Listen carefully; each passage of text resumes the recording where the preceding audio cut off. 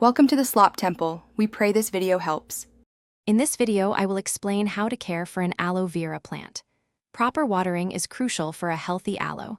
You should water deeply but infrequently, allowing the soil to dry out completely between sessions.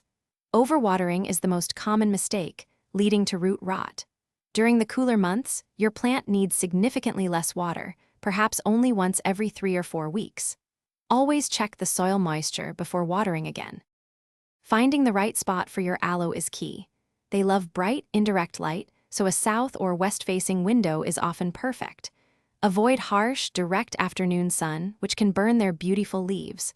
For soil, choose a well-draining mix, like one formulated for cacti and succulents.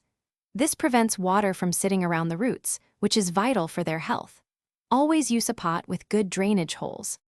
Aloe vera plants prefer consistent, warm temperatures, ideally between 65 and 80 degrees Fahrenheit. They are not frost-tolerant, so bring them indoors if temperatures drop. When it comes to feeding, less is more. Fertilize sparingly, perhaps once or twice during the spring and summer growing season. Use a balanced liquid fertilizer, but dilute it to half strength to avoid over-fertilizing. This gentle approach supports healthy growth without overwhelming the plant. Your aloe vera will eventually need repotting, usually every 2 to 3 years, when it becomes root-bound.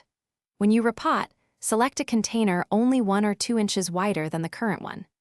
Keep an eye out for common pests such as mealybugs or spider mites. If you spot any, you can gently wipe them off or treat the plant with an insecticidal soap or a diluted neem oil solution. Thanks for watching. Consider subscribing if we helped you.